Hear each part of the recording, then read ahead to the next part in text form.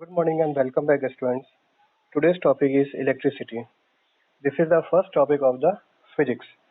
Before going to understand electricity, first of all, we have to understand the charges.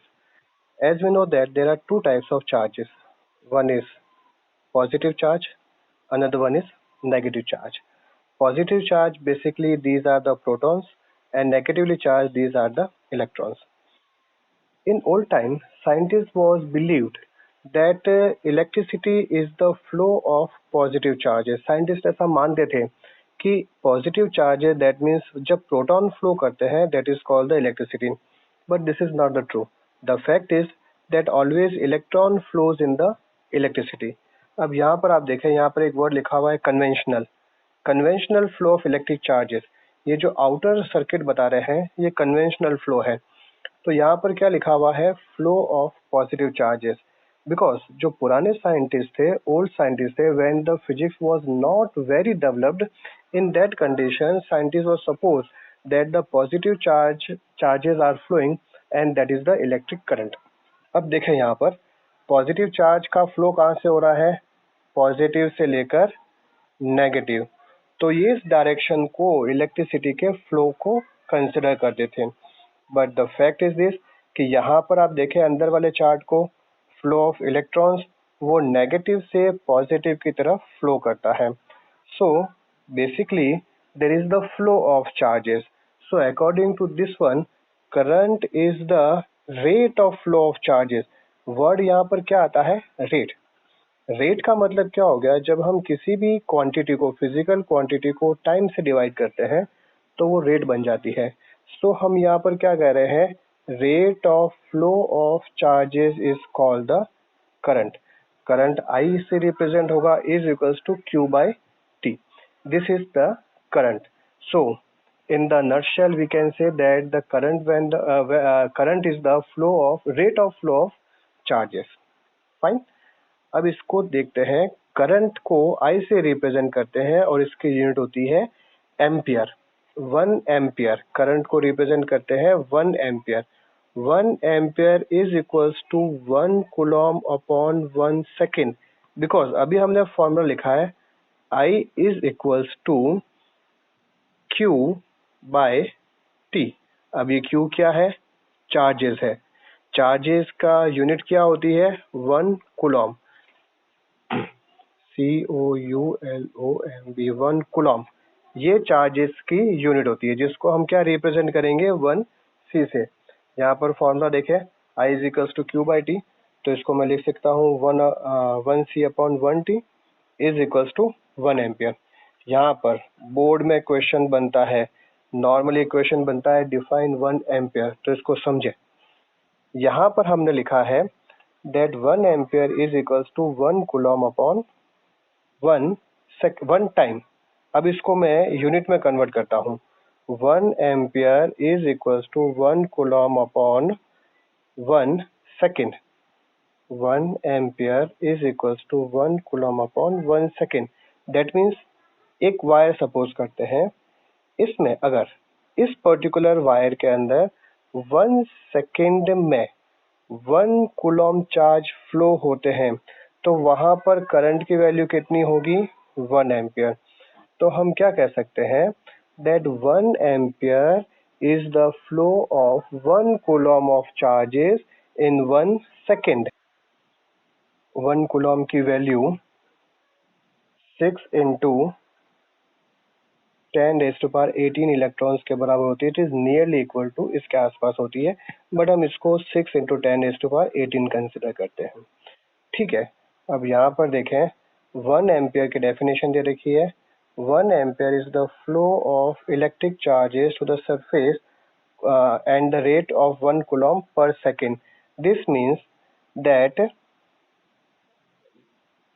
if 1 coulomb of charge, if 1 coulomb of charge, electric charge flow through the cross section of for 1 second, 1 second में जितना charge अगर 1 coulomb charge flow करता है तो उसको हम 1 ampere कहते हैं.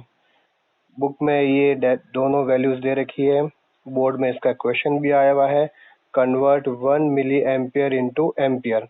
तो यहाँ पर क्लियर वैल्यू है मिली एम्पियर को एम्पियर में कन्वर्ट करने के लिए 10⁻³ से मल्टीप्लाई करेंगे और माइक्रो एम्पियर में कन्वर्ट करने के लिए 10⁻6 से कंपेयर करेंगे। Is this clear? फाइन। अब देखते हैं करंट को मेजर करने के लिए जो डिवाइस होता है, that device is called ammeter.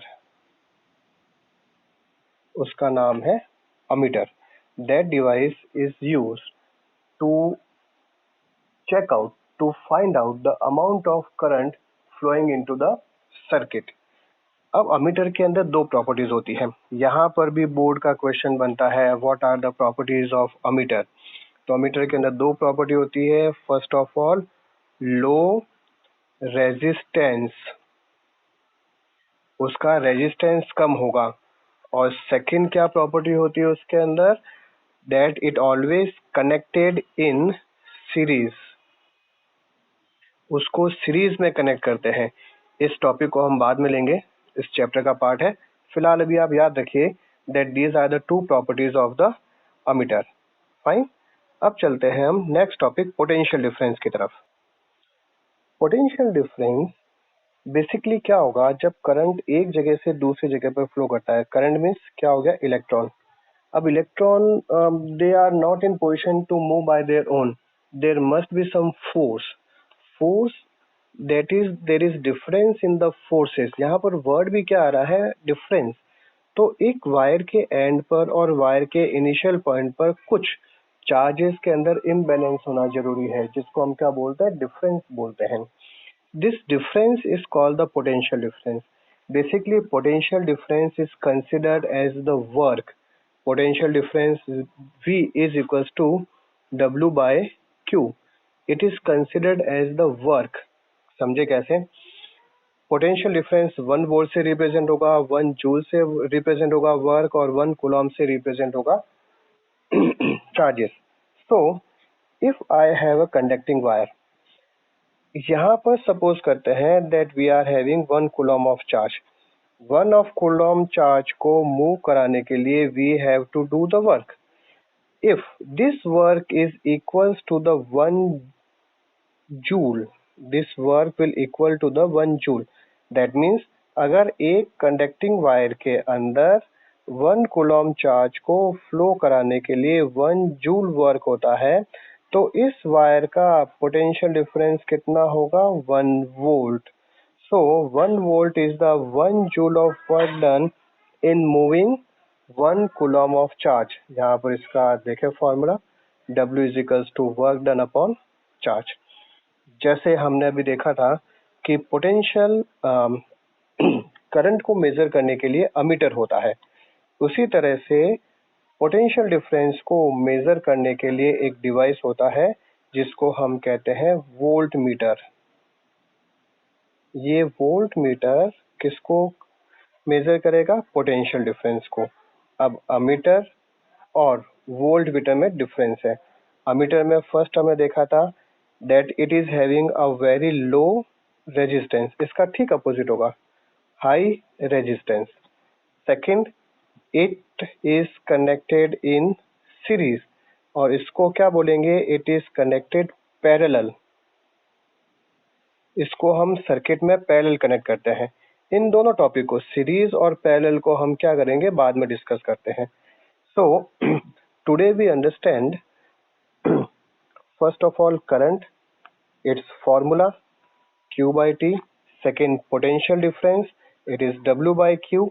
and the unit of current, that is 1 ampere। unit of potential difference, that is the 1 volt। और उसके साथ हमने समझा है ammeter and the volt meter. ये सारी बातें आज हम तक हमने समझी है। It is all for the today. कल हम चैप्टर का मेन पार्ट स्टार्ट करेंगे, that is the Ohm's law. Thank you। If you are having any doubt, please contact me। Thank you। Have a nice day।